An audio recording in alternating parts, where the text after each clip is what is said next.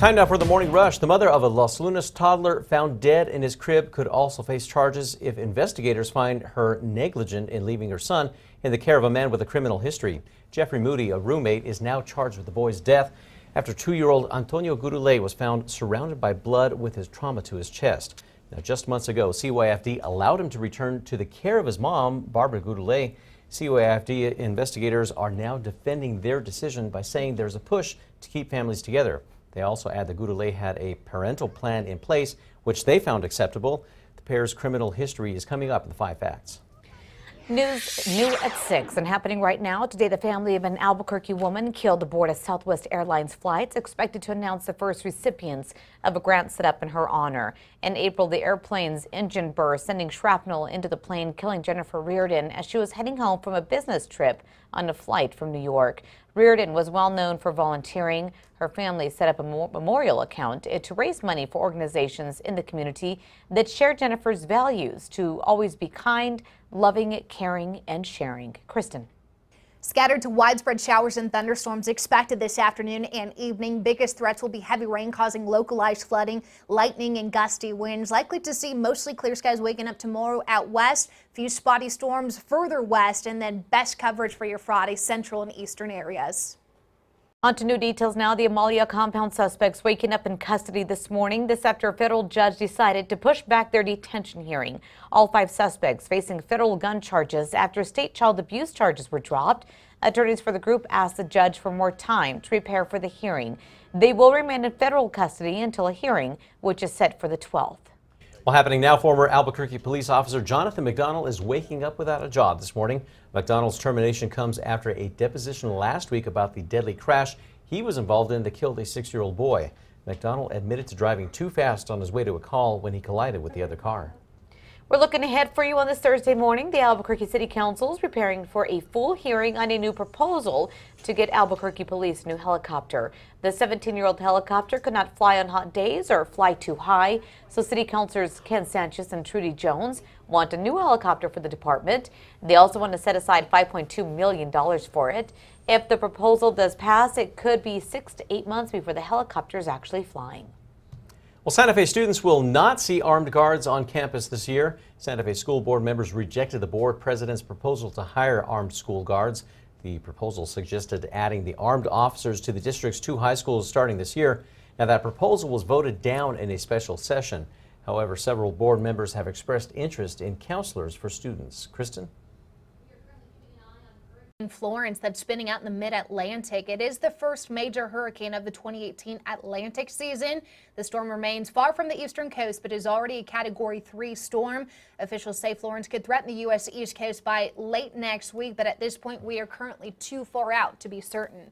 That brings us to our forecast here at home. Metro Threat Index up to a 7. We're talking scattered to widespread storms possible here in the valley today. Heavy rain and lightning, the 2 big concerns. Sarah? The New Mexico State Fair is set to kick off this morning with tons of unique attractions and tasty treats. There will be live music with performers like Dustin Lynch, DNCE, and Collective Soul, plus more than 50 rides, including what officials are calling the tallest and largest slide in the nation.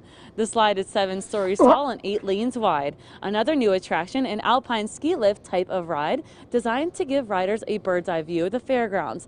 There will also be a bunch of food contests, including the unique food contest starting today at noon, where treats will be unveiled. Back to you. Time now for a check on traffic. No major concerns out there this morning. We're pretty clear on the interstates at the moment. We also have eyes on the Big I. Everything at this point moving at a posted speed, but of course we'll keep tabs on that throughout the morning. Well, new at 6, Uber is putting in place new safety features to protect passengers and drivers. A new feature on the ride-hailing app can detect an unplanned stop or collision. Now, the app will ask drivers and passengers to confirm that they are okay. Phone numbers will also be anonymous, and drivers will no longer see past passenger data. I like it. Yeah.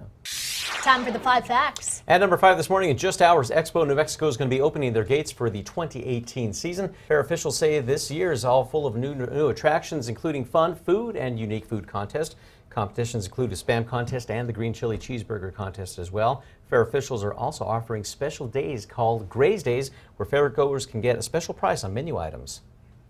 On to number 4 now. The Santa Fe School District will not be preparing for new faces on campus after school board members rejected the board president's proposal to hire armed school guards. The proposal suggested adding the armed officers to the district's 2 high schools starting this year, but it was voted down in a special session.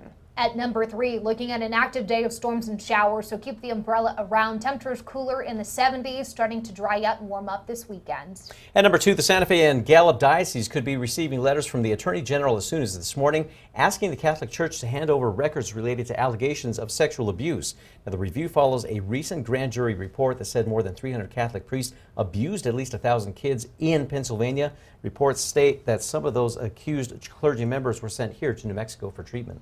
On to number 1 now. The mother of a Los Lunas toddler found dead in his crib could also face charges soon if investigators find her negligent in leaving her son in the care of a man with criminal history.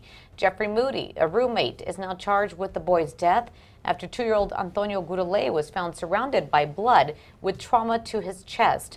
The boy had spent most of his life in CYFD custody, and just months ago, CYFD allowed him to return to the care of his mom, Barbara Gurule.